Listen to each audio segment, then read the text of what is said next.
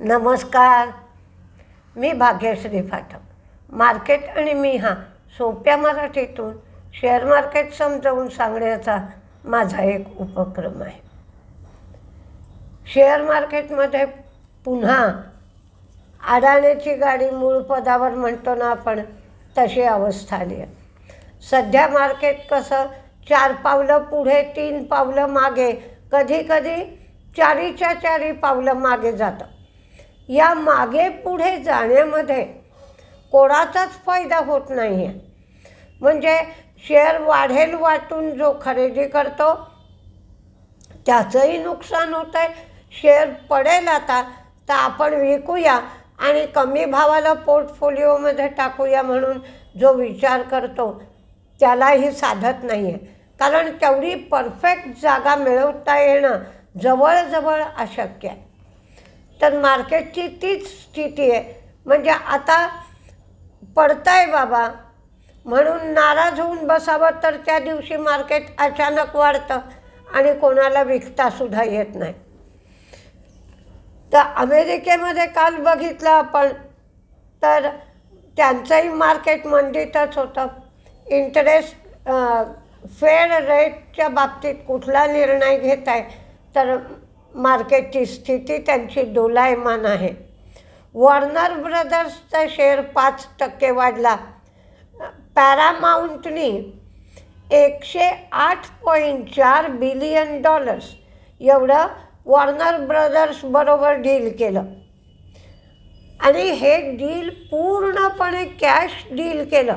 म्हणजे ते एका शेअरला $30 एवढे कॅशमध्ये देणार आहेत. पण फेडच्या बाबतीत काय होत आहे तर अनएम्प्लॉयमेंटचा रेट जो आहे तो 4.4% आहे. पण जॉब मात्र 1,19,000 रुपये वाढलेत. तर काय करावं हे समजत नाही आहे. आणि त्यांच्या पॉलिसी कमिटी मीटिंगमध्ये जे लोक आहेत त्यांच्या अर्ध्या लोकांचं म्हणणं आहे की रेट कट करावा आणि अर्ध्या लोक रेट कटच्या बाजूचे नाही आहेत. त्यामुळे काय डिसिजन घेतलं जातं त्याकडे सगळ्यांचं सध्या लक्ष आहे.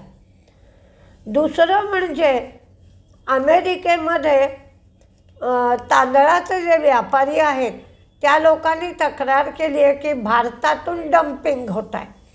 त्यामुळे आता तांदळावर टॅरिफ लावले जातील असं बोललं जात आहे. आणि म्हणून KRBL, LT फूड्स अशा शेअरवर परिणाम होण्याची शक्यता वर्तवली जाते. काही बातम्या आहेत. पण त्याचबरोबर एक गोष्ट आहे की अजूनही फॉरेन इन्व्हेस्टर्सची विक्रीच आहे. 656 कोटींची विक्री आहे.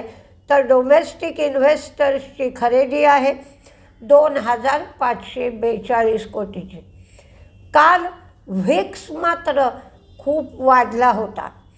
रुपया पडतोच आहे, व्हिक्स वाढतोच आहे.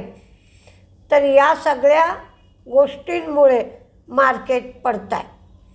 महिंद्रानी अपडेट्स दिलेत.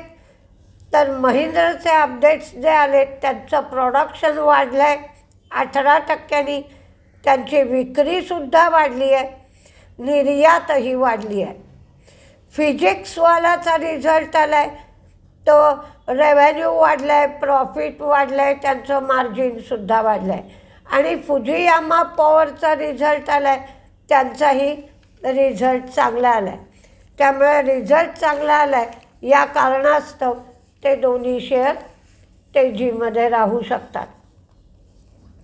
काही बातम्या आहेत त्या पाहूया. BCPL रेल्वे इन्फ्रा यांचं लिस्टिंग बॉम्बे स्टॉक एक्सचेंजवर आहेच. त्यांना NSEवर लिस्टिंग करायचं आहे म्हणून त्यांनी अर्ज केला. ICICI बँकेला ICICI प्रू AMCमध्ये आणखीन 2% स्टेक घ्यायचा आहे आणि म्हणून त्यांनी शेअर परचेस ॲग्रीमेंट केला आहे. वेल्स्पन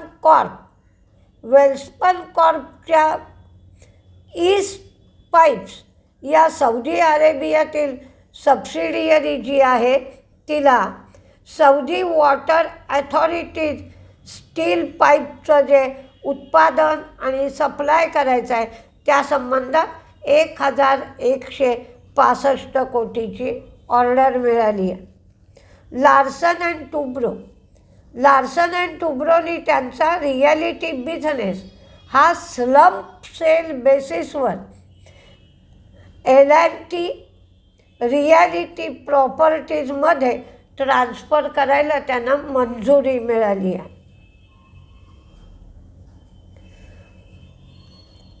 इंडसइंड बँकेने गणेश शंकरन यांची होलसेल बँकिंग पॉलिसी आणि ऑपरेशन्स या विभागात त्यांची बदली केली आहे. आता ते हा विभाग पाहतील.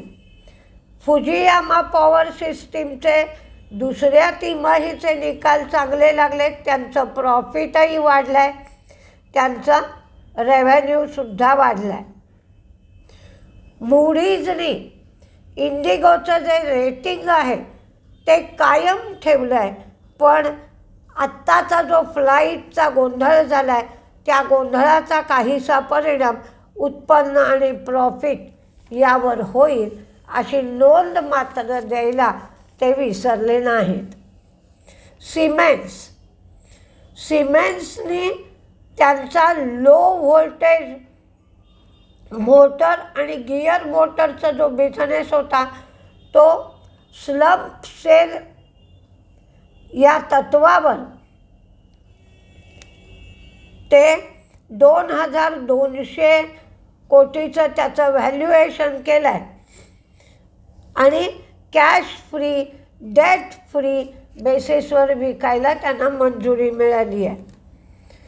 काल आपण बघितलं की फिनो पेमेंट्सला स्मॉल फायनान्स बँकेची मंजुरी RBIकडून मिळाली, तरीसुद्धा शेअर तुफान पडला.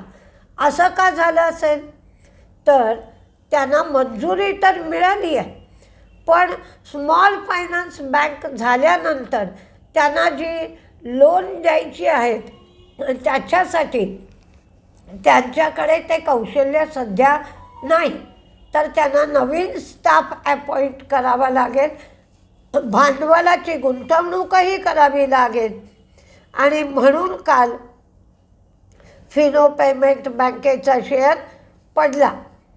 त्यांना लेंडिंग इन्फ्रास्ट्रक्चर सगळं तयार करावं लागेल, तो DNA सध्या त्यांच्यामध्ये नाही. नंतर फ्रॅग्रल ॲनालिटिक्स हिचं हा IPO येतोय आणि हा IPO त्या मानाने लेटेंट व्ह्यूचा भाव बघता शेअरचा जास्त भावाला येतोय, तर लेटेंट व्ह्यूचं व्हॅल्युएशन कमी आहे, म्हणून या शेअरकडे कालसुद्धा लोकांचं ध्यान होतं. PG इलेक्ट्रोप्लास्ट हा शेअरही काल खूप पडला, कारण HDFC स्कायनी जो रिपोर्ट दिला त्या रिपोर्टनुसार बऱ्याच गोष्टी त्यांनी मिसिंग आहेत असं त्या रिपोर्टमध्ये दिलं. त्याचप्रमाणे डिक्सनचा विवोच्या संबंधातला जो रिपोर्ट आला आहे त्याच्यामध्ये सिरियस फ्रॉड इन्व्हेस्टिगेशन अथॉरिटी ही जी आहे ती चौकशी करती आहे, म्हणून डिक्सनचा शेअरसुद्धा काल पडला. सायंट सेमीकंडक्टरनी अमेरिकेच्या नोव्हिटास सेमीकंडक्टरबरोबर AI मोबिलिटी मार्केटमध्ये टेक्नॉलॉजीचा वापर करण्यासाठी करार केला आहे. युफ्लेक्स प्रोजेक्ट प्लास्टिक फिक्स हे त्यांनी लॉन्च केलं आहे, म्हणजेच वेस्टमधून प्लास्टिकची 4 वे मेथड वापरून ते वेस्टमधून प्लास्टिकची निर्मिती करू शकते. तर याचा आज काही परिणाम होईल नाही होईल सांगता येत नाही. मार्केटचा मूड तेवढा चांगला नाही, पण तरीही एखादा शेअर खूप रपारपा पडतोय. म्हणजे आता केन्स हा शेअर खूप पडला आहे. 7,800वरून 3,800च्या आसपास शेअर आला आहे. 61.8 एवढी रिट्रेसमेंट पण त्याची झाली आहे. पण त्याचं पडणं लगेचच थांबेल असं नाही. तर ज्यांना किंवा PI इंडस्ट्रीजचा शेअरही खूप पडला आहे, तर ज्यांना कोणाला इन्व्हेस्टमेंट करून धैर्य असेल तर ते लोक शॉर्ट टर्म इन्व्हेस्टमेंट करू शकतात. पण शॉर्ट टर्म इन्व्हेस्टमेंट जरी केली तरी तुम्हाला टार्गेट मात्र छोटी ठेवावी लागतील. थोडा फायदा घेऊन सध्या तरी बाहेर पडावं लागेल, कारण मार्केटचा मूड एवढा खूप चांगला सध्या तरी नाही आहे.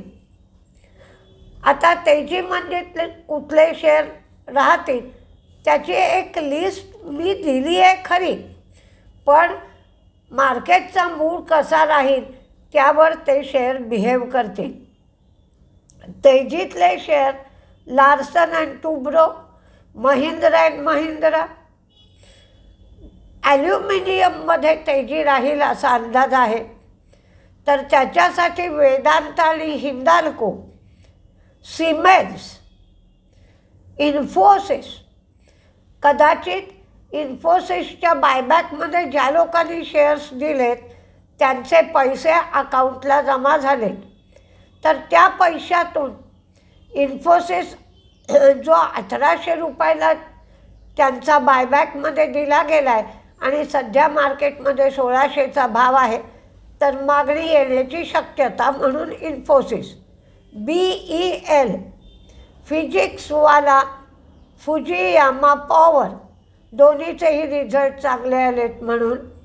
Home first, PB fintech, HCL tech, Biocon, Shriram piston, Niva Bupa, JSW infra, dredging कालच्या मार्केटमध्ये सुद्धा 124 रुपये जवळजवळ तेजीत होता. कॅप्लिन पॉईंटच्या एका औषधाला USFDAची मंजुरी मिळाली आहे. Welspun enterprises, Welspun corp, 3M India, Adani green, tech Mahindra, Bharti Airtel, Raymond lifestyle आणि कोफोर्ज. तर मंदीमध्ये आता तांदूळावर टॅरिफ लावणारे अमेरिका म्हणून LT फूड, KRBL मंदीत राहील. माझगाव डॉक्समध्ये डिसेंडिंग ट्रँगल आहे आणि कॅपिटल मार्केटच्या संबंधातले शेअर मंदीत राहू शकतील म्हणून CDSL, ओरॅकल, हॅवेल्स आणि इंडियन हॉटेलचं ज्या ठिकाणी यांच्या ब्रांचेस आहेत त्या ठिकाणचं इंडिगोमुळे कॅन्सलेशन झालं आहे म्हणून इंडियन हॉटेल आणि पॉवर फायनान्स कॉर्पोरेशनचा चार्टही चांगला नाही आहे. तर आणि लोअर हाय लोअर लो अशा पद्धतीचं चार्ट फॉर्मेशन आहे, म्हणून हे शेअर मंदीत राहण्याची शक्यता आहे. मार्केटचा मूडही फारसा चांगला नाही. रिझर्व्ह बँकेने रेट कट करून त्या दिवशीपुरतं मार्केट तेजीत राहिलं आणि ती सगळी तेजी नाहीशी झाली आहे. सध्या तरी मूड मार्केटचा चांगला नाही आहे. तर बघूया काय काय होतं आहे ते. पण जपूनच मार्केट करा. काल ड्रेजिंगचा शेअर कसा अचानक 124 रुपये वाढला, तसा अचानक काही शेअरमध्ये वाढ दिसली तर तुम्हाला विकण्याची संधी उपलब्ध होईल. किंवा खूप चांगल्या क्वालिटीचा शेअर अचानक पडतोय असं दिसलं तर तुमच्या पोर्टफोलिओमध्ये तो ॲड करता येईल.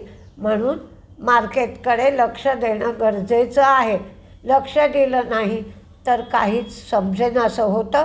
म्हणून लक्ष द्या, जपून मार्केट करा. कुठलाही शेअर खरेदी करताना शॉर्ट टर्मसाठी करा. इंट्राडेसाठी केलात तर अधिक नुकसान होण्याचाच धोका संभवतो आहे. बघूया काय काय होतं आहे ते. नमस्ते.